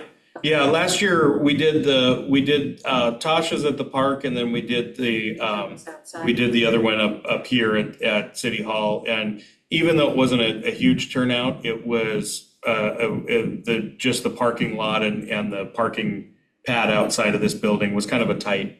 So I'm thinking the park is a better setting. I think so too. All right, let's move on. City events review. So council, I'm going to leave this one up to you all. This was mentioned last week as a topic for a future meeting. Didn't necessarily have to be this one, but I went ahead and put it on the agenda kind of as to see where council was feeling at the end of the other 5 topics, and if you wanted to have this one this evening, or do we want to push this to a future discussion meeting? But I wanted to make sure it didn't fall off the radar. This was really a suggestion that council kind of have a discussion, much like we did a moment ago about the specific event, but kind of have a discussion about the events that we either coordinate or support as a city, and see if there are any types of any events that we either want to change our involvement with, or if there's anything that we think is kind of missing from the city. I think we should be in the wooden boat show, boat race again. Are you going to get out City there in a council. cardboard boat? No, as a matter of fact, I think we had the city manager be the pilot.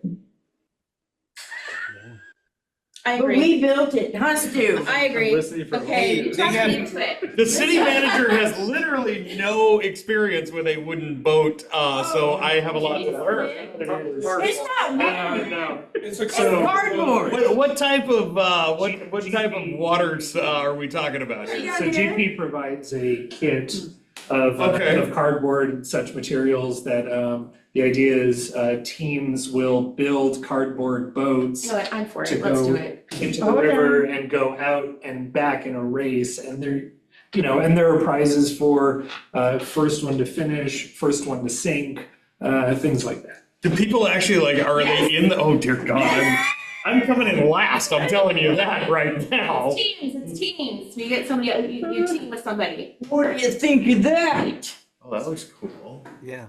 That looks really cool. I'm still trying to figure out how a cardboard boat in the river. Wax It paper. just- it It's just- Okay. It'll float for a good 30 seconds. All right. Cool. And the port has the free, and I mean free, boat building kits. Okay. And you could challenge the city of Siletz to a race. The grin on the face of the council president right now. Really might know his way around container board a little bit better Yeah. than us. I think you're probably spot on with that, counselor. Yeah, I definitely think Mayor Warman will probably have a leg up on me, but And aside Since from that, Willie is one of the ones that makes the cardboard. right. what can we do to help them with the wooden boat show to make it bigger and better? What can the city do to come alongside and help? Participate. Okay. There's that. I mean, Challenge that's other easy. cities. Yeah. So as long as I've been involved with council, we haven't done that. And No, I but it don't was know so why, much because fun. I think Rod just didn't want to get in a wooden boat or a cardboard boat. So disappointed. I think we're too. And no, I would do it. I would totally do it. I can swim though.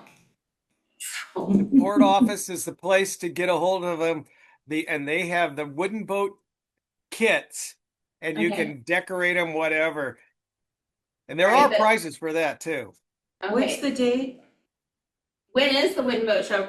Do you remember, The Wooden Stu? Boat Show, I will be serving Yeah. breakfast and such on there the 15th and 16th of August. Oh yeah, I have it already. Yeah. We have something on the Tom. weekend before is the Art Oysters and Blues, isn't it? No, 2 weeks before. 2 weeks before. Okay. Oh, first. So how are we gonna team up? And we're gonna have to figure out who's gonna team up to do these boats.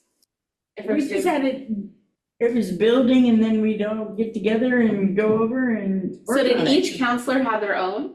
No, we all built one One boat boat. And then send the city manager for out. the city council. Yeah, one boat. So we get to build the boat that Rich is gonna drive. I like this. Give them two Serious- large chopsticks. Rich, if you really don't wanna do it, I will do it. We'll talk. We'll talk. But no, I like this idea. So when are we gonna have work sessions to do this boat? I'm ready. Let me get a hold of the port and see about getting the kit, and then All right. we'll I'm go. picturing Paul's notice of potential council forum on the cardboard boat. I love it. Right? I really like that. And you guys are probably not gonna let me pick the color scheme. Probably not. So other events? And John will be out of my office. He told me I should ask Rich, because I won't yell at There's the car show that's coming up. him. What's the date on that one? Do you have it? I think it's the first Saturday in September. I think that's September 6th is the car show and swap meet. And Okay. Sportsman show. such on Memorial Field, and I think they're closing Main Street. Yep. It's on the 5th, it's on a Saturday. It's on I do believe it's on a Sunday. No, it's on a Saturday. They So it's Saturday, the enough people 5th then, complained okay. that it was on Sunday, Okay. so they moved it to Saturday. You put the bug in it? So is Yes. Nice. is the question of this topic about the city-sponsored, city-partnered events, or is it about events that we kind of participate in, or both? I only ask because we're getting to the car show. Yeah. Because And that's what I was going to mention. And Paul's correct that is hopefully going to be a great event for the community. But I was definitely envisioning the focus to be the events that either we as the city host, or that we that like Art Oysters and Brew, where we contract with EDELC, but it's our budget. So I was really focused on those events that we're directly involved in.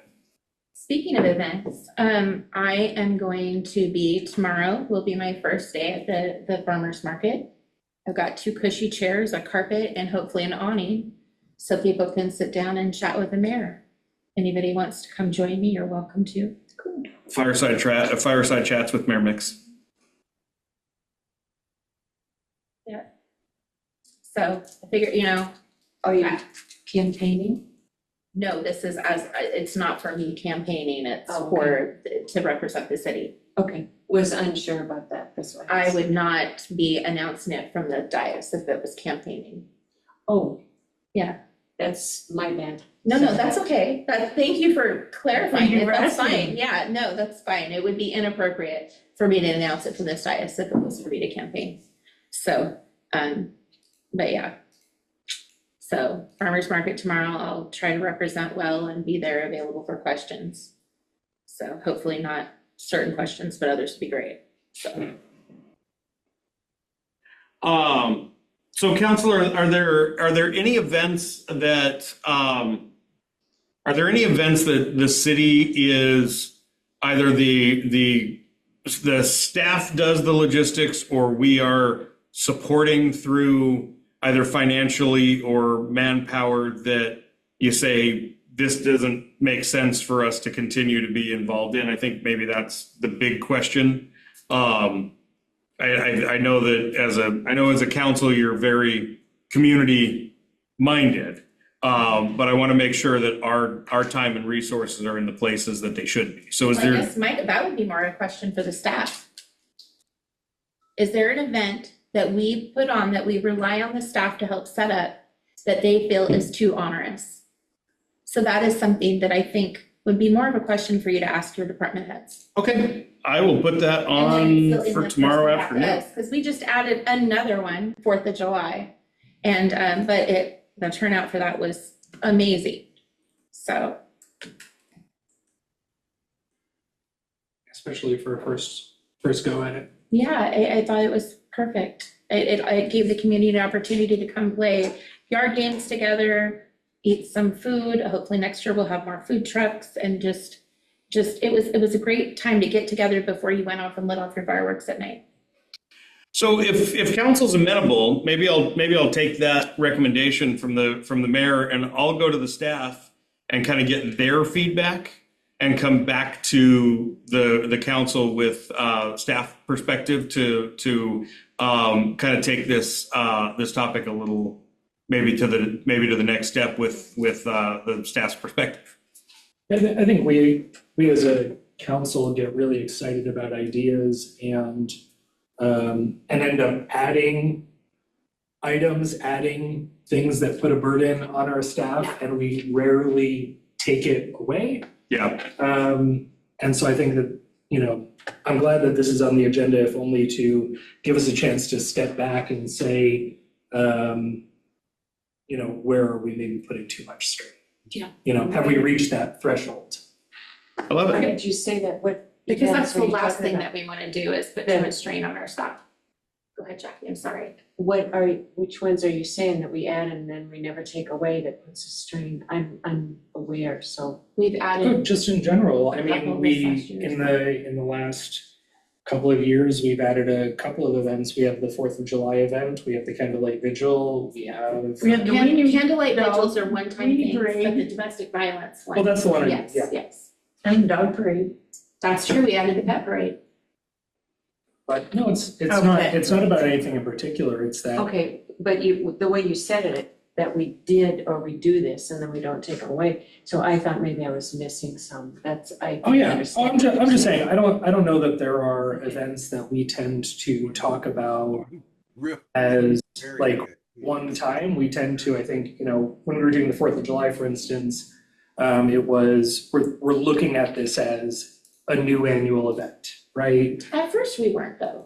We started it that way and then we started to dial back on Yeah. it. And I think as it happened, we recognized that we want to go back to, I let's do remember this. we both looked at each other, yeah, this is gonna happen Yeah. again and again. We were like, yeah, we definitely wanna do this for our community. And it may be that the staff comes back and says, maybe if it was done in this way instead of this way, it would be easier on them. I think as a council, we're open to any suggestions or feedback. Question then, so the staff that you're talking about, Mr. Hebner, are you talking about the city staff, your staff of departments? we're not staff, and No, so we I have don't hold like, well, I do, except for the pet parade, we do need help with setting up the cones around the park, but other than that, I don't see it. It's just that type of thing. I mean, every event we put on, there's a certain amount that city staff has to do, whether it's advertise for the event, help us with setup Sure. and takedown, help us work out logistics, contact people. I mean, there's a lot that the staff does behind the scenes that people don't see, and we need to make sure that we are making sure we're not overburdening them with any of that. Yeah, and so I think that's all this conversation is just a temperature check. Yeah, I think it's a great courtesy to check in with our staff and just see how they're feeling. I mean, I think it's probably, Rich, you can do that with some prejudice from the council that we really like our events. Absolutely. And not just we, like the community, this is a community that loves events. Anything. And it's awesome to see a small town that shows up in the way that this community shows up and celebrates together. And it's one of the things, it's like, you know, driving west to Buford Hill and seeing the sun open up out of the fog on any summer evening, and our events are two of the great things about living in Toledo. But so I think obviously, but I also think like as an extension of the conversation with staff is what ideas do they have, like to make our events better, new events, things that we can do in different departments. I see Paul having some excitement back there. So it'd be kind of fun to hear their creativity, I think, also on what we can do to Really like that. juice them up. And we are here to serve. That is what we are here to do. We are here to serve our community. It's not just three weekend evenings a month. We are here to serve whenever we need to serve. That's a responsibility of city council. Stu? I just like to say that some of the great events come straight out of the library.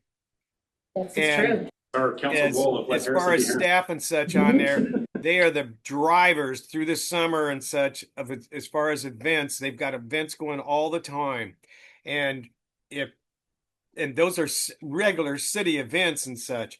The one that I thoroughly enjoy and such is that lighted umbrella parade that they do around Christmas time. So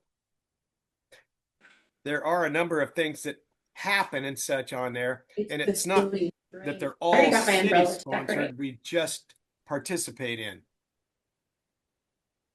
And I just want to make sure that I mention as well that this is not coming from there's no staff member that has said to this point, oh my God, what are we doing?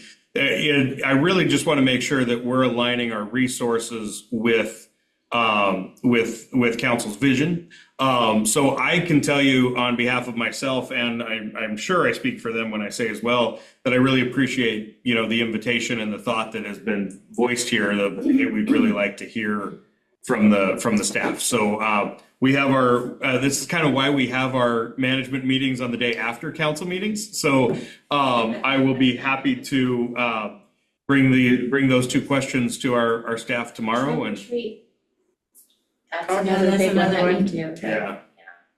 That was a lot of fun last year. You guys didn't have enough candy last year. We never have enough candy. Nobody ever has enough candy. Maybe we should start buying it now. They got a Hallmark movie with a pulp mill. Right. I love it.